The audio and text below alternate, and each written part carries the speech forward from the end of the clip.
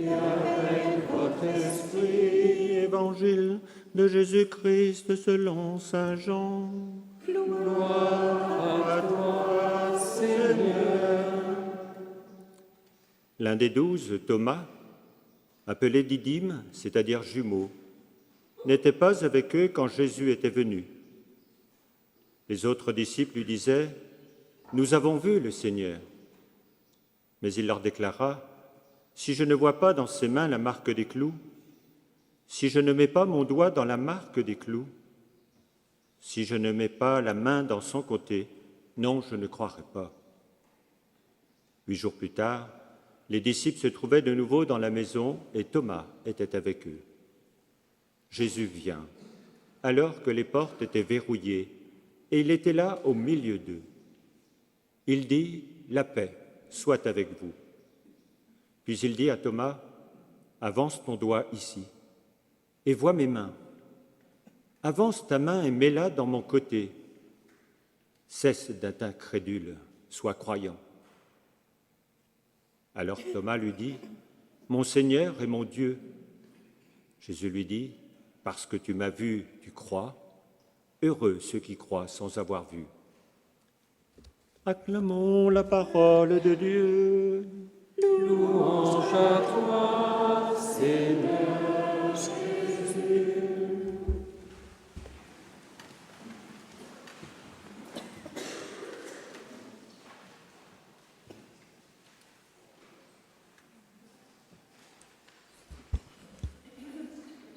Thomas, appelé Didyme, c'est-à-dire jumeau. Pourquoi l'évangéliste prend la peine de préciser cette petite chose ? Eh bien certainement que nous sommes un peu le jumeau de Thomas, chacun d'entre nous. Quel est son problème à Thomas ? Parce qu'on peut se dire, regardez, juste après tous les événements de la mort et de la résurrection du Christ, les apôtres ont peur, ils s'enferment au cénacle par peur des représailles des Juifs. Et Thomas, lui, il sort. S'il n'est pas là, c'est qu'a priori, peut-être que c'est l'un des plus courageux des 12. Que sais-je ? N'empêche qu'il n'est pas là au moment où Jésus se présente aux apôtres après la résurrection. Alors quel est son problème ? Parce qu'on peut se dire, les autres apôtres, ils ont eu la chance de voir Jésus ressuscité, leur apparaître. Donc c'est beaucoup plus facile pour eux finalement de croire. Alors quel est son problème ? Si on revient un petit peu dans les évangiles, les premiers évangiles de la résurrection, en fait, il y a quand même une petite différence. Avec notamment Pierre et Jean. Souvenez-vous, on l'a entendu au moment de Pâques. Quand ils apprennent par les saintes femmes que le Christ n'est plus dans le tombeau, qu'il y a eu des hommes en blanc qui ont annoncé qu'il fallait leur annoncer la résurrection, Pierre et Jean courent au tombeau. Et on se rappelle que Jean arrive le premier, mais il n'entre pas dans le tombeau. Pierre entre, et ensuite Jean, le deuxième, entre, et l'évangile finissait ainsi. Il vit et il crut. Et qu'est-ce qu'il voit ? Eh bien, rien. Il voit un tombeau vide. Et du coup, il met sa foi sur la parole de Jésus. Il croit que tout ce qui a été annoncé s'est accompli. Et Thomas, sa difficulté, c'est qu'il a un petit peu de mal à entrer dans cette parole. Lui, il veut véritablement voir de ses yeux. Et un petit peu comme nous, regardez combien de fois on inverse un peu les rôles, notamment quand on vient ici demander une grâce par l'intercession de la Vierge Marie, ou aussi par Benoît. Et bien souvent, on inverse les choses en disant « Écoute Seigneur, vous voyez, on fait du troc. Si tu me donnes ça, alors je changerai un peu de vie. Je te donnerai ça, je te donnerai ça. Je commencerai à prier un peu plus. » Enfin, peut-être que vous ne le faites pas, mais je sais que moi, le premier, combien de fois, c'est la tentation que j'ai, d'inverser les choses. Et justement, le propre de la foi, c'est pas ça. C'est de nous appuyer sur la parole de Jésus et dire « Seigneur, oui, je crois ». Et parce que nous croyons sans voir, et petit à petit, on voit les fruits Et on voit que le Seigneur, véritablement, eh bien, il accomplit la promesse qu'il nous a faite. Peut-être pas forcément toujours de la manière dont on croit, ou qu'on voudrait en tout cas. Vous voyez, il nous invite à véritablement entrer dans une foi totale. C'est aussi ce que nous invite la Vierge Marie ici. En faisant le geste de l'huile, elle nous invite à le faire avec foi.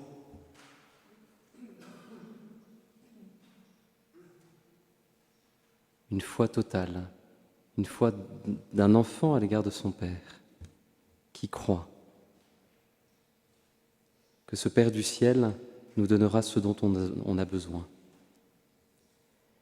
Mais alors comment rentrer dans la foi? On sait que la foi est un don que Dieu nous fait, mais comment la faire grandir cette foi? On voit bien cette parole de Jésus à Thomas, « Cesse d'être incrédule, sois croyant ».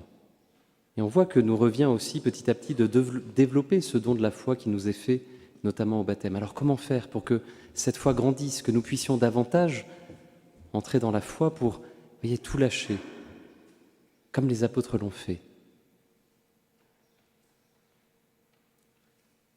Eh bien peut-être en entrant davantage dans cette intimité avec Jésus, en le connaissant davantage, comme il est. Parce que nous voudrions bien souvent, trop souvent, que les choses, elles soient dans la gloire.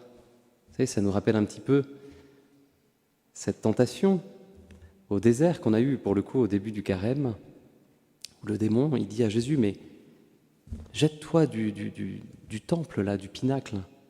Comme ça, au moins, tout le monde croira si tu fais quelque chose d'extraordinaire.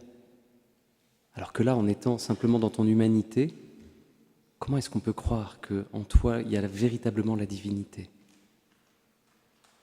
Il faut faire des choses extraordinaires.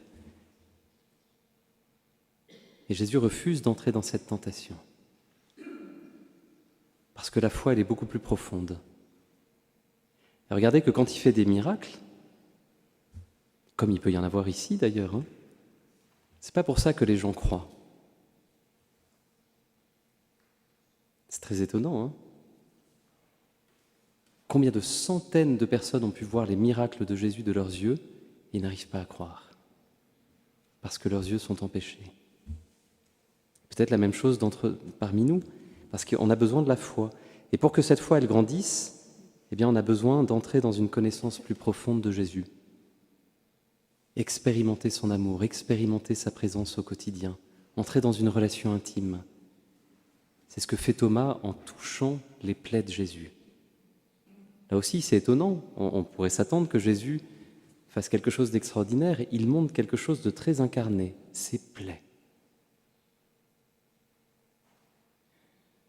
Eh bien, exactement la même chose pour les uns et les autres. Vous voyez, Jésus, il se donne à connaître, à se connaître dans nos vies à travers notre croix.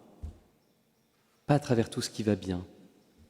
Mais il manifeste sa présence, eh bien peut-être dans les moments, les événements un peu douloureux de notre vie où il est présent, avec nous, à côté de nous. On peut faire l'expérience de sa douce présence et de sa miséricorde. Il est présent dans le sacrement de la réconciliation. On peut faire l'expérience d'être libéré de tout ce qui nous rend esclaves dans cette vie. On peut faire l'expérience de sa douce présence dans le sacrement de l'Eucharistie, où il se donne en nourriture, parce qu'on est incapable finalement d'aimer si on ne reçoit pas la source de l'amour en nous. Et voyez, c'est à travers toutes ces présences si discrètes qu'il se donne et qu'il se révèle. Et c'est à travers cette foi à laquelle nous sommes invités que nous devenons, comme le dit saint Paul, non plus des étrangers ni des gens de passage, mais concitoyens des saints. Parce que oui, frères et sœurs, le Christ est présent, il est là, au milieu de nous. Et dans un instant, par le sacrement de l'Eucharistie, il va venir en nous. Et comme Thomas, nous sommes invités à entrer dans cette foi où nos yeux de chair ne le voient pas, mais nos yeux du cœur peuvent le toucher. Et faire l'expérience à travers sa passion et sa résurrection, faire l'expérience de son amour miséricordieux, où il vient nous rejoindre jour après jour. Alors demandons vraiment que nous puissions être membres de cette famille de Dieu pleinement, faire vraiment l'expérience de la foi, comme Thomas, Parce que regardez que Thomas, Jésus lui donne de toucher ses plaies. Et quelle est la réponse de Thomas? Enfin, après ces 8 jours, une réponse de foi, mon Seigneur et mon Dieu. Oui, il voit à travers l'événement de la Passion la présence de Dieu, mon Sauveur et mon Dieu. Demandons cette grâce les uns pour les autres, nous aussi, à travers l'intercession de saint Thomas, à travers l'intercession de la Vierge Marie, qui nous a donné aussi ce lieu pour entrer petit à petit dans cette foi. Demandons la grâce véritablement de faire grandir la foi dans nos cœurs pour que nous puissions repartir de cette montagne bénie avec la joie de la foi, que nous puissions être pèlerins de l'espérance. Amen.